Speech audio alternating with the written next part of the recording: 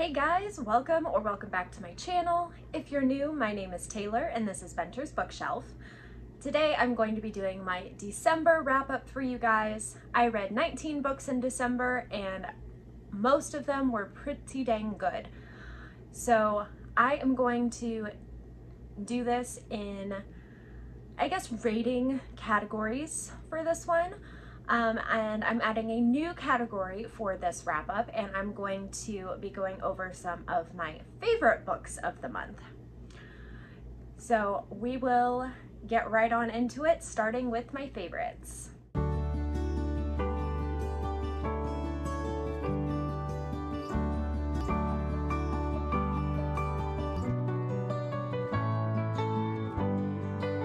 The first book in my favorites category for December is 1,000 Heartbeats by Kiera Cass. This is a YA fantasy romance and her newest release. I was lucky enough to get an ARC e-copy from NetGalley and was able to read it early, so I'm super thankful for that. And I'm just gonna say I love Kiera Cass. Back in 2013, I discovered the Selection series and absolutely devoured it. And I have also read her duology of The Betrothed and The Betrayed and loved that as well. And so now that I've read 1,000 Heartbeats, I have read her entire catalog of works. So 1,000 Heartbeats, with it being in my favorites for the month, you can probably guess that I gave it 5 stars. So in 1,000 Heartbeats, we follow Princess Annika, who is the daughter of a king who was once a loving father, but since the disappearance of the queen has become cold and harsh. Now, Annika is about to be forced into a loveless marriage for political gain. And then on the other hand, we have Lennox, and he has dedicated his life to the Daranian army and is determined to get their homeland back.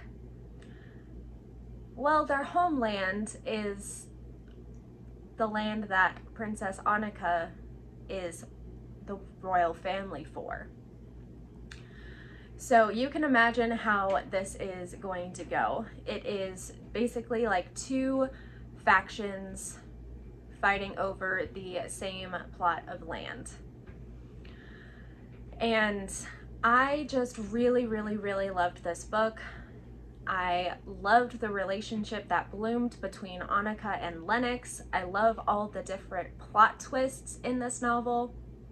It kept my attention. I did not want to put it down.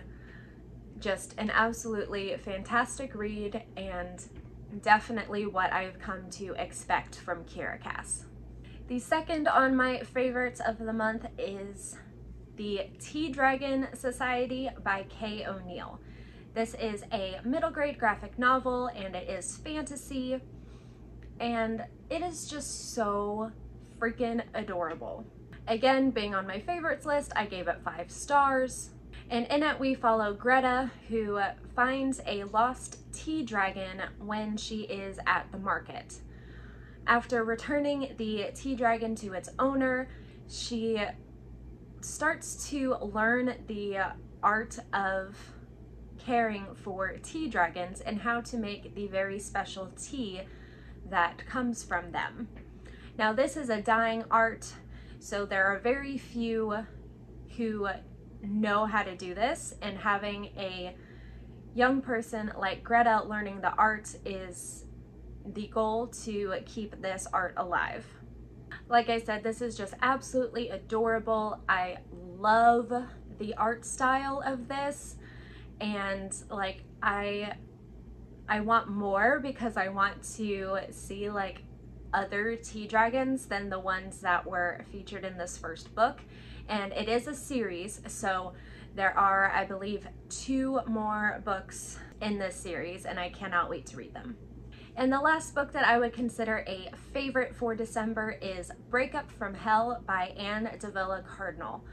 Now this is another one that I was lucky enough to get an ARC ebook from NetGalley and was able to read it before it released, and another one that I gave 5 stars to. So this is a YA paranormal romance, and it very heavily leans on biblical lore. Our main character is Mika, and she is definitely the rebel teenager and lives with her abuela after the death of her mother and the abandonment of her father. Now, her abuela has been keeping a lot of secrets from her, and they start to kind of come out and unravel when this guy comes into town and has a big effect on Mika. And that guy is Sam. Super handsome and very charismatic. But there's something off about him and his sister and his group of friends. And after Sam and his entourage come into town, Mika and her friends start to experience weird things. Mika gets incredible strength and speed, and her friends start to experience things like visions and other heightened senses. And it all comes down to a battle between good and evil. I love books that include biblical lore.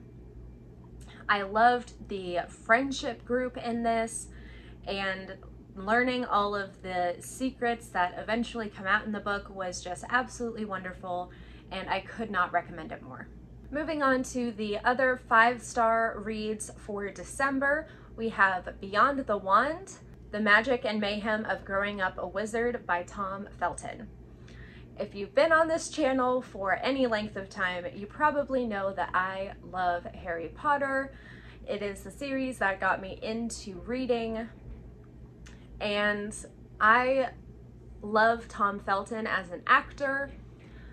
And so when I heard that this book was coming out, I just got super excited.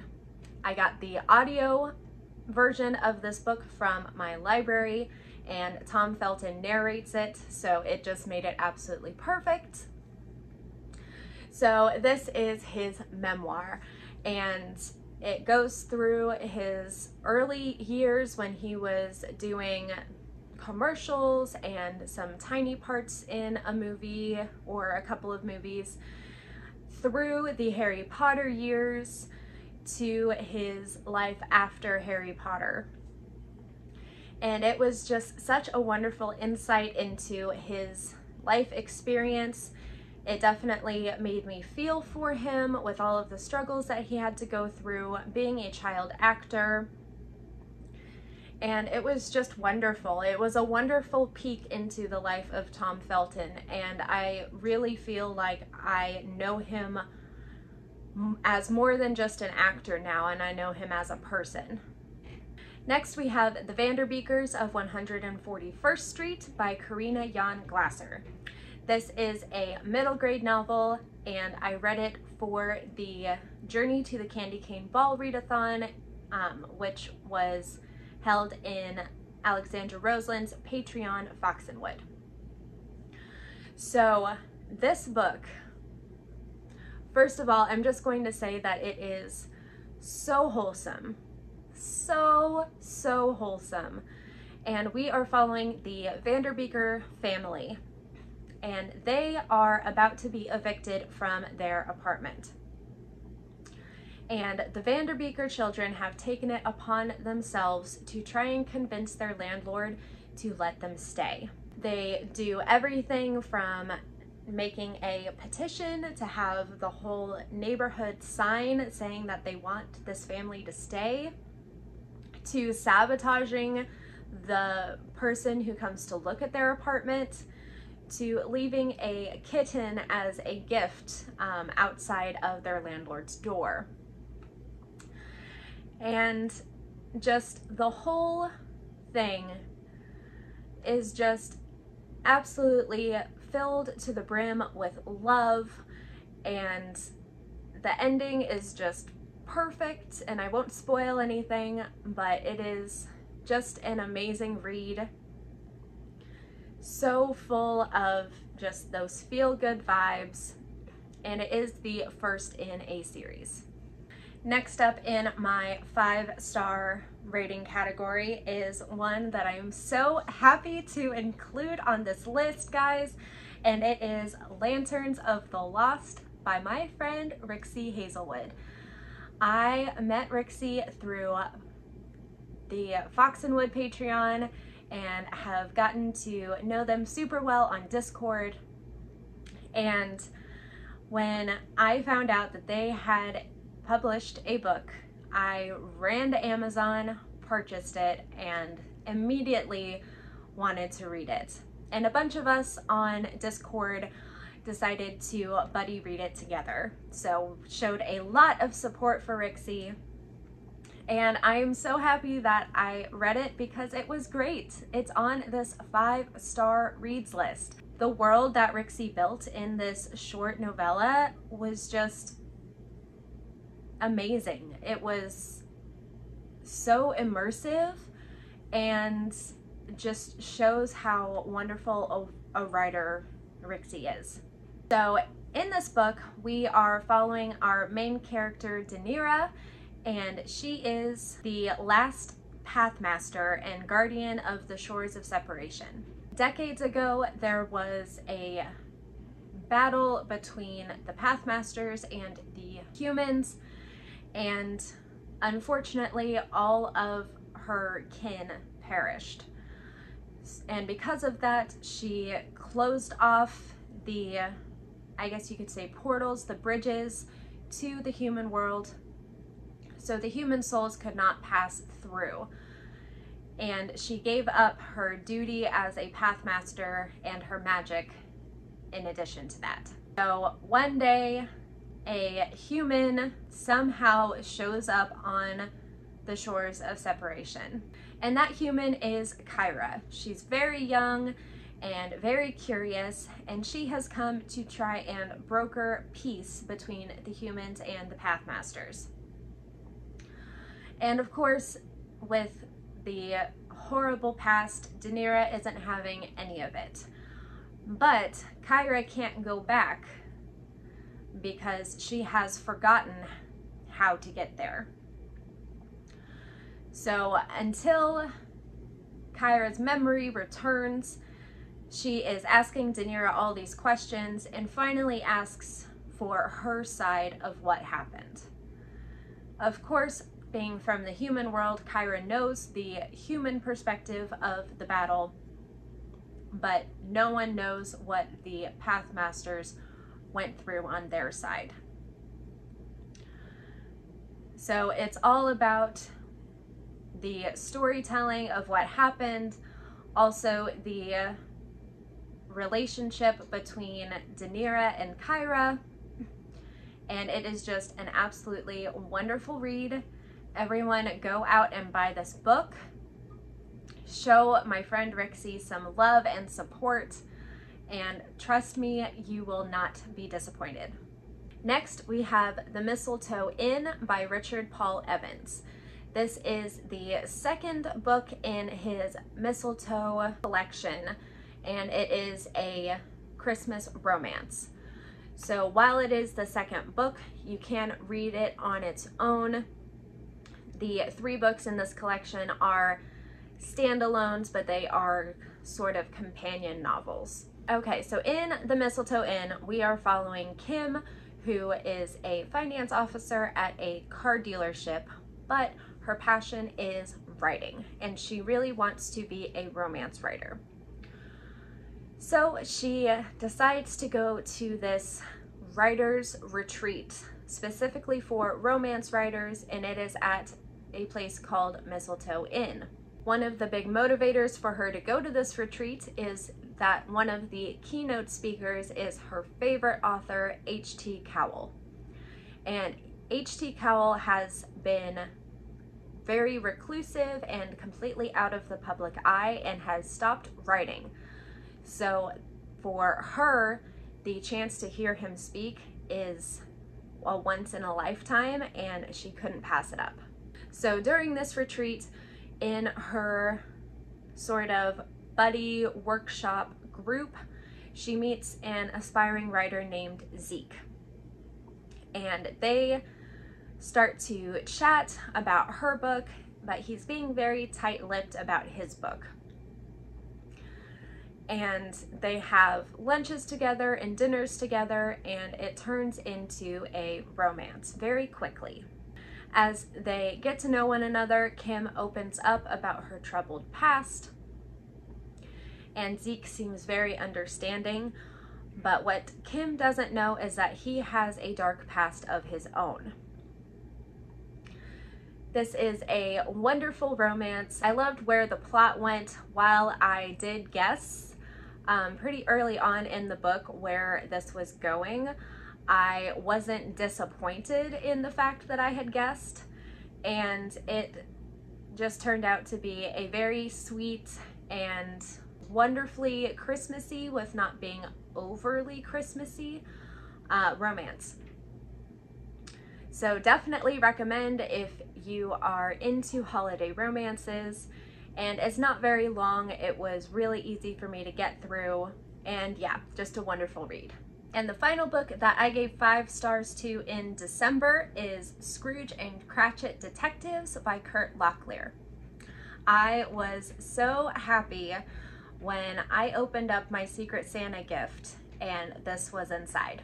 As you know, if you've been on my channel before, I did feature this book in my underrated Christmas books video, which I will link up here for you if you haven't seen it.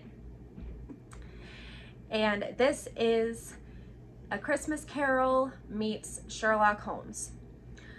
The events of this book take place 2 years after the events of A Christmas Carol, and we are following Ebenezer Scrooge, Bob Cratchit, and Scrooge's nephew, as well as the new office boy Lockie.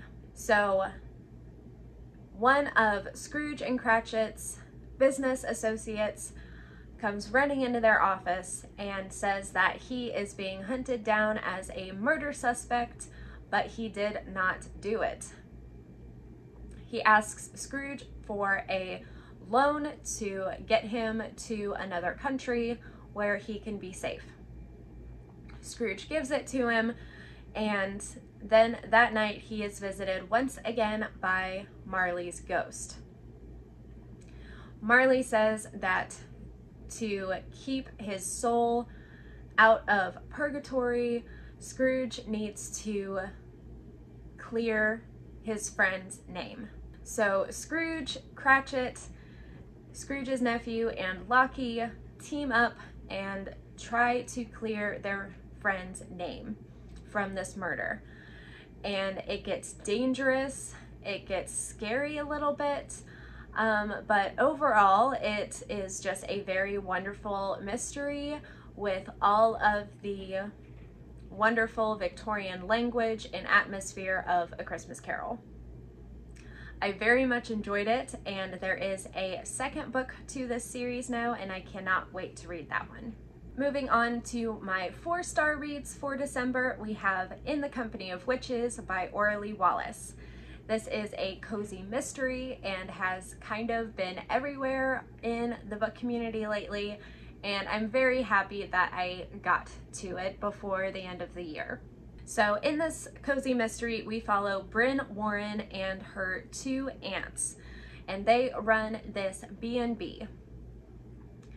Now, they are witches, and the whole community kind of knows that they're witches, but no one really talks about it. Bryn's talent was being able to speak to the spirits of loved ones who have died before they pass on, and to be able to deliver a final message of sorts to the survivors.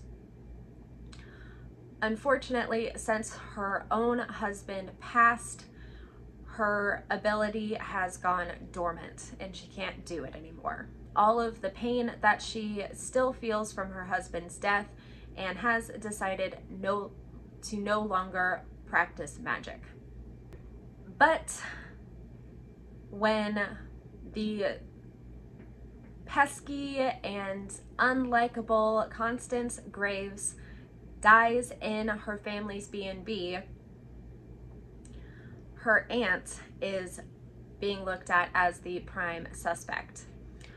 So Brynn takes it upon herself to try and clear her aunt's name. She looks into Constance's past and into her family especially. There was a lot of drama in her family over the issue of their father's will. And it takes her on this journey not only of finding clues and more information about the murder and who might have committed the murder, but about herself. And it's a lot of a journey of self-discovery for her as well. I really, really, really enjoyed this book. I love cozy mysteries, and I especially love cozy mysteries that involve witches. And I really felt connected to all of the characters in this book, which to me is a sign of wonderful writing. There is a second novel in this series now, and I am looking forward to hopefully reading it at some point very soon. Next up for 4 stars is The Ballad of Songbirds and Snakes by Suzanne Collins. This is a YA dystopian sci-fi, and it is the prequel to the Hunger Games series. I read the Hunger Games series when I was a teenager and I absolutely loved it. And this one takes place when President Snow was a young adult. He is in his last year of the academy in the capital, and the Snow family has fallen on very hard times. I believe we are 10 years post the Great War between the districts and the capital, and this all centers around that year's Hunger Games. For the very first time, there are going to be mentors for the tributes, and the head game maker has decided to make students from the academy the mentors for the tributes.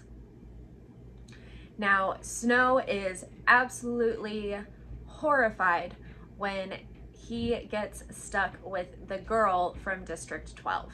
And we see what the Hunger Games looked like in those early years.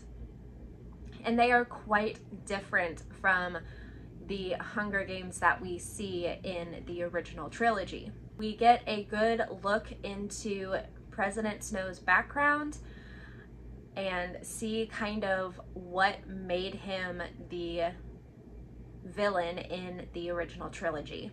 I really enjoyed this. I loved all of the background knowledge into characters and events that occurred in the original trilogy, and I think it gave just such a more well-rounded concept to Hunger Games. And now that I've read Ballad of Songbirds and Snakes, I do want to reread the Hunger Games trilogy to see kind of how my opinions on different things and characters change. Next up, we have The Prince and the Dressmaker by Jen Wang. This is a YA graphic novel, and Jen Wang is also the author of Stargazing, which I read earlier in the year. So we follow Frances, who is a seamstress, and Prince Sebastian. So for this ball, to try and find a fiance for Prince Sebastian, Frances had made a very sort of like outlandish dress that Prince Sebastian really loved. So he comes to the workhouse where Frances works and basically offers her a job as his personal seamstress. She is taken to his palace and is given one of only 2 keys to his private wardrobe where she will be able to work. What she isn't aware of at the beginning is that her client is Prince Sebastian. She is told that there is a noble client who wants her to be their dressmaker. So she assumes that she is going to be working for a woman. When she finds out that her client is Prince Sebastian, she is definitely taken aback, but it does not deter her from creating garments for him. So this is very much a self-discovery book. It is a living your truth book, as well as following your dreams. The art was fantastic. I loved the relationship between Prince Sebastian and Frances, and it was just overall a wonderful and fun read. Next, we have my reread of A Christmas Carol by Charles Dickens. I did this as a buddy read with my friend Laura, and I'm sure every single one of you knows what A Christmas Carol is about, but we follow Ebenezer Scrooge, who is this old, greedy miser who only cares about amassing wealth.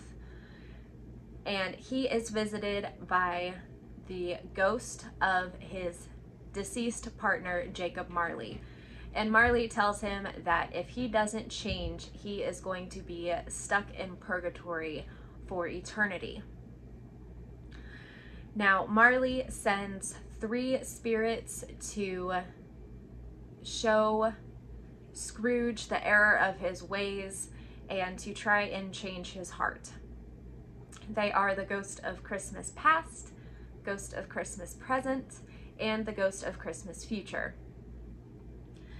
And after the visits from these 3 spirits, Scrooge wakes up, it's Christmas morning, and he has had a total change of heart and has decided to become a more generous and more genuinely kind person.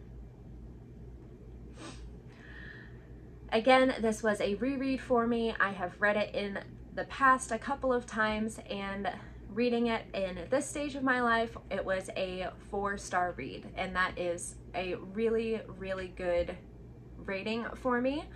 It isn't my top rating, but it is still way up there. It is a wonderful classic for the Christmas time, and if you haven't read it, I highly recommend that you do. Just a little disclaimer, it is written in Victorian English, which for some can take a while to get used to. While it is a shorter story, it is going to take a little bit of time to get used to that Victorian English, and so don't think that it's going to be a super quick read if you are not familiar with that language. Next, we have The Mistletoe Promise by Richard Paul Evans. This is the first book in the Mistletoe collection, and it is also a Christmas romance. We follow Elise, who is dreading the Christmas season after the infidelity of her husband with her best friend and her subsequent divorce. That is until she meets a handsome stranger in the food court of their shared office building. He is a lawyer, and he also is dreading being alone for the holiday season. So he draws up a contract and asks her to fake date him only for the holiday season. She would accompany him to his events, as well as he would accompany her to her events. So they enter this contract, which they decide to call the Mistletoe Promise.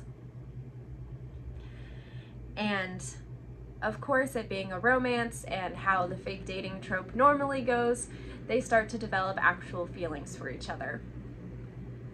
It was a really fun Christmas romance, and I really liked how much of a this is what I've been missing plot point for Elise there was, and yeah, it was just a really good book. Next, we have Apple Cider Slang by Julianne Lindsay. This is another cozy mystery, and I read it for the Cozy Hollow Book Club. We follow main character Winnie and her grandmother, who own and run the orchard in Blossom Valley, West Virginia. It is the end of the fall season and what would normally be the end of the orchard's visitation season, but Winnie has decided to extend the orchard's season and make a sort of Christmas festival to try and bring in more customers and generate more revenue for the orchard, which has fallen under hard times and is struggling financially. At the very beginning of preparations for this Christmas festival, Nadine Cooper, who is the neighbor to the orchard, winds up dead in their barn. And she was killed on an apple cider press. So that doesn't bode well for the orchard. Of course, with it happening on this family's property, Winnie's grandmother is the prime suspect because her and Nadine were less than friendly neighbors. So Winnie takes it upon herself to try and clear Granny's name and digs into the murder and into Nadine Cooper's past. This proves pretty dangerous for Winnie as more and more attacks to try and get her to stop occur on the orchard and even off the orchard. Again, I love cozy mysteries.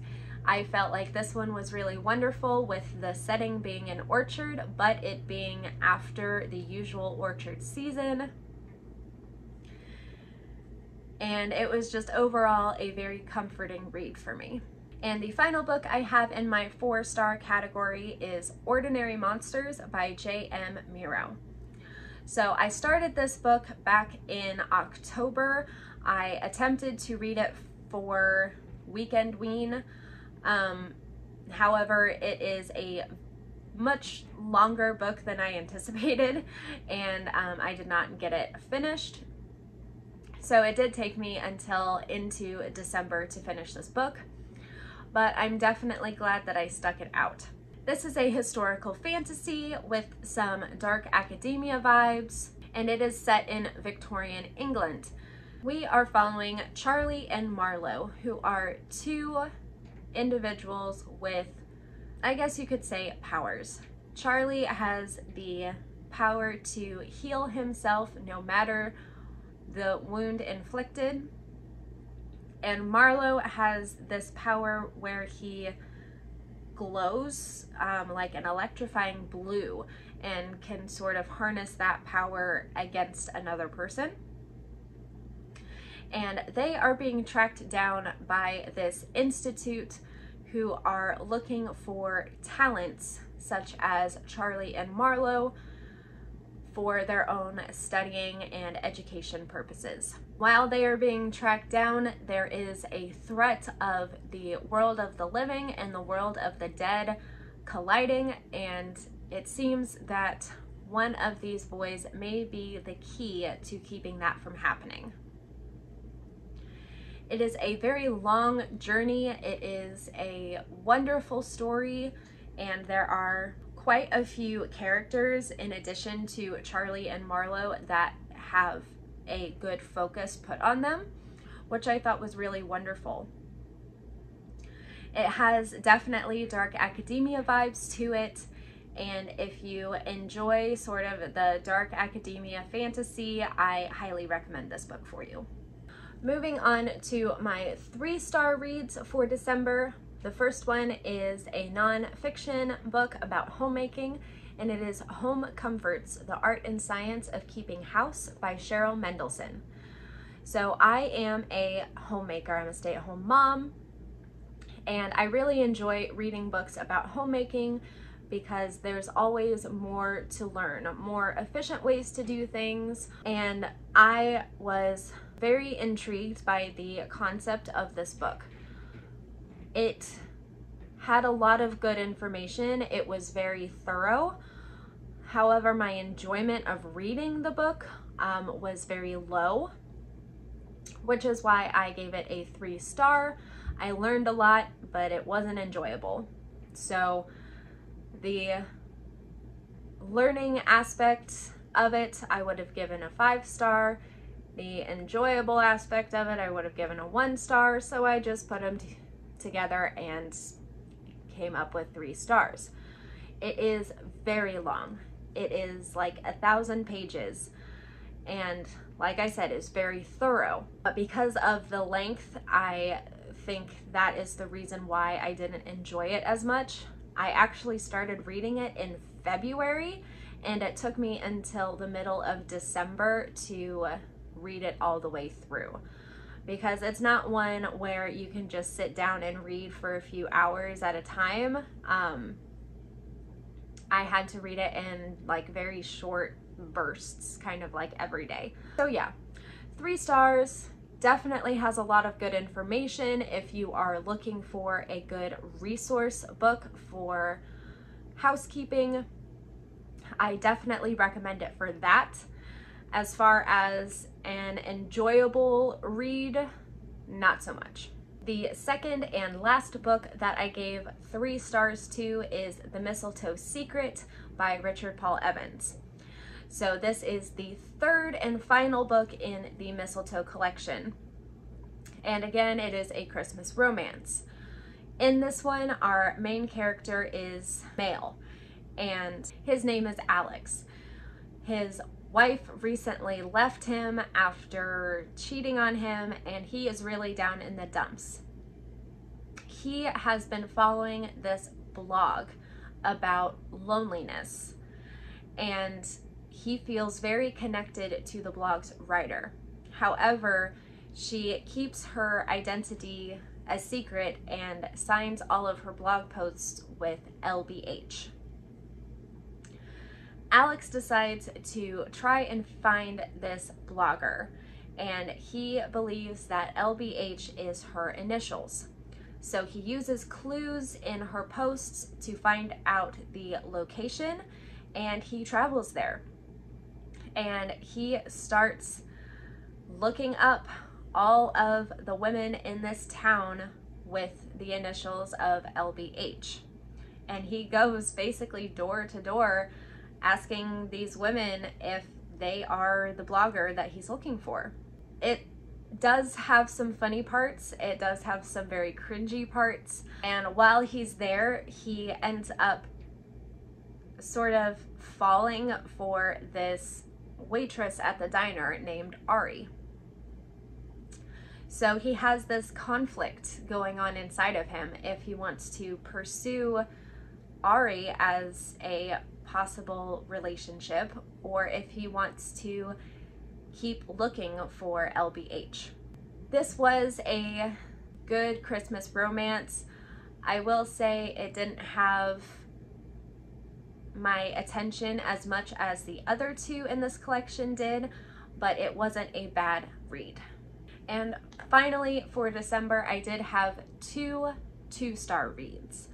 The first one is Uglies by Scott Westerfeld. This one I read for my book club, the Sisterhood of the Traveling Books, and it is a YA dystopian sci-fi. Our main character is Tally, and she lives in a society where once you turn 16, you have this operation to become a pretty. They sculpt your bones and suck out any fat and completely get rid of any blemishes on your skin, and they make you basically the ideal version of yourself. Tally's about to turn 16 and is very excited to have the operation because her best friend Paris turned 16 before her, and he is already a pretty. While Tally is waiting for her operation, she meets another ugly called Shay. And Shay is a little bit younger than Tally by like a few weeks. Shay is also very rebellious and takes Tally on all of these wild adventures. Then Shay tells Tally that she is going to run away and not become a pretty. She says there's this whole community outside of their society that are living on their own, and that it's a community made up of all uglies, but nobody is ugly because everyone is ugly. Well, when it's time for Tally to get her operation, instead she is taken to this special forces camp and basically given an ultimatum to help them find Shay and bring her back, or not get the operation and be an ugly forever. It is very much a stereotypical YA sci-fi book. And I think at this point in my life, I am not really into the traditional YA dystopian sci-fi. It felt very monotonous to me. Just isn't the type of book that I am currently looking for. And the final book for this wrap up, I also gave 2 stars, and that is Plain Bad Heroines by Emily M. Danforth. I did this as a buddy read with my friend Kate, and it is a gothic comedic horror. So it's got a lot of different perspectives, kind of. We've got, on the one hand, the perspective of a young actress who is making a movie about the Brookhaunts School and the tragic deaths of students that happened there. And then we follow Libby Brookhaunts, who runs the school, and they are set centuries apart. There's supposed to be this sort of eeriness and supernatural quality to this book by Mary McLean that is supposed to connect everything. For me, it was all atmosphere and no substance. And it's also a pretty long book. It's over 600 pages. So for it to be that long and me think it's all atmosphere, it was a struggle to get through. I was very bored. I will say that the atmosphere was fantastic. It was wonderful world building. The characters fell flat, the plot was non-existent, and yeah, I ended up finishing it, which is why it gets 2 stars. But yeah, it just wasn't for me. Alright guys, that is it for my December wrap up, and I am just so happy with how my reading month turned out. I had so many 5-star reads, so many 4-star reads, and that just makes me super excited to go into the new year and to read more great books. I feel like I'm definitely figuring out more of what I am looking for in a good book, the kind of genres that I am attracted to at this stage in life. If you enjoyed this video, please give it a like and subscribe if you haven't. Ring that notifications bell. My next video is going to be a 2022 year in review. I am going to highlight some of my favorite books of the year, as well as talk about some flops. So please stick around for that video and more awesome videos to come. And as always, thank you so much for supporting me and my channel. It means so much, and I will catch you in the next video.